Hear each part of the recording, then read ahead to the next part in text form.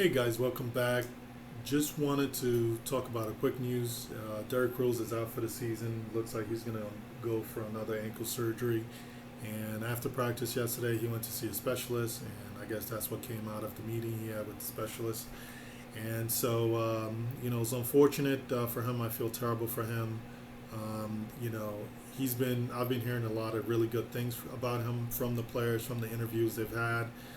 He's really taken on a leadership role because obviously leadership is something that this team has really lacked throughout the whole year.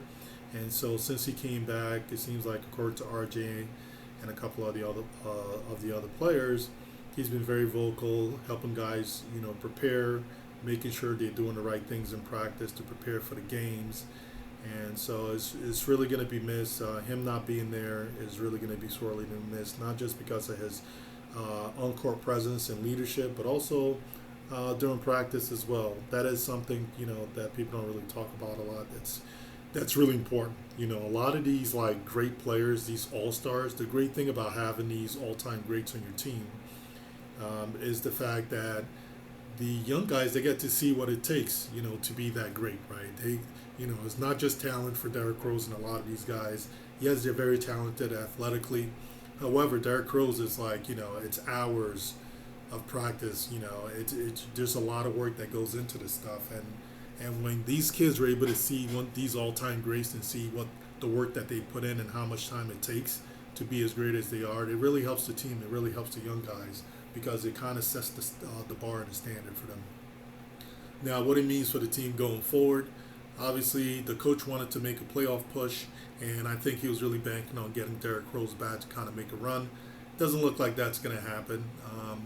Maybe the team get lucky and they do go on a playoff push. That could happen without Derrick Rose. I just don't see it. We've been starting Alec Burke at the point guard position many games this season, and all those games that he started at the point guard position and he got like 35 plus minutes at the point guard position. I think we won maybe 43% of those games. So, I'm not sure if playing him at the point guard is going to really help him out, especially in this stretch. He was playing at the point guard position. We won only 43%, and that was playing against a bunch of, really crappy teams, G League teams essentially. So I'm not sure how we're going to be able to win ball games with him playing point guard, especially against some of these, championship competitors, championship contenders that we're going to be playing, or playoff contenders we're going to be playing. We're playing a lot of serious teams, and I just don't know if Alec Burks is going to be able to cut it at the point guard position. And so the other thing that it could mean is like obviously either Miles McBride or Cam Reddish is going to get some meaningful minutes. Unfortunately, one of them is still going to be out of the, basically for the most part is going to be out and not be able to get like any meaningful minutes. But if you want to look at the glass half full, one of them will get meaningful minutes going forward. And I'm just really praying both of them do get meaningful minutes. And so the other thing, it kind of, it just kind of highlights some of the stuff I don't like about Tom Thibodeau. Obviously, the way he plays his players, the way he manages the minutes. Already talked about him not playing Deuce McBride early in the season. If he played him early in the season and got him comfortable to the NBA game, even if he was still sort of like making mistakes here and there, he would be in a better spot right now. We'll have a point guard. We'll have a real point guard running in our offense, although it may not have been as great, but we would have had someone doing it. And then to tell you the truth, I mean, McBride is a better defender than a much better defender than than Alec Burks. Alec Burks is giving you net he's a net negative in terms of efficiency. I've already beaten that dead horse. But if you look at Miles McBride, his is actually really terrible. But the reason why his is really bad, he gets a lot of garbage minutes. But the thing I'm looking at here is the defensive field goal percentage is about 43%. And I think this field goal percentage is actually going to go up. It's just this field goal percentage you can't really take, look. It's not really very meaningful because he gets a lot of garbage times, and a lot of times in those garbage times, he just comes up like throwing up shots, trying to get comfortable. And, so I think that's why his shooting percentage is so low. So But the one thing I'm paying attention to is the defensive field goal percentage at 43. That's much better than, that's 2 percentage points better than what Alec Burks is giving you.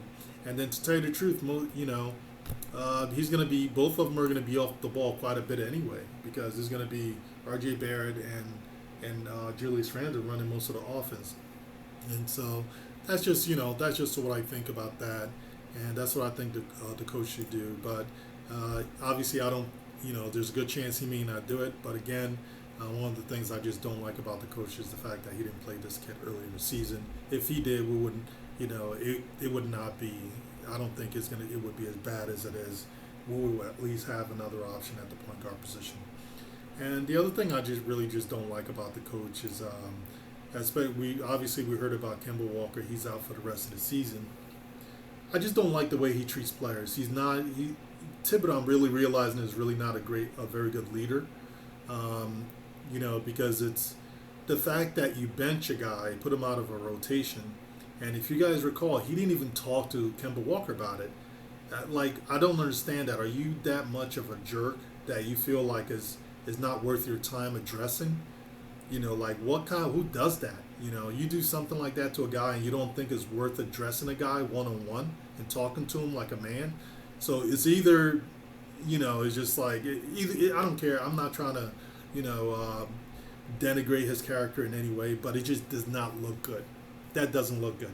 And actually that shows me a lot. I think I talked about in previous videos about how you can just tell the people he doesn't like. And he's kind of messed up how he treats a lot of the players.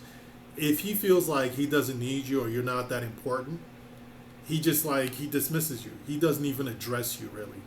You can tell the people, he likes or he wants to address. Quickly, he likes Quickly. He likes Julius Randle, obviously.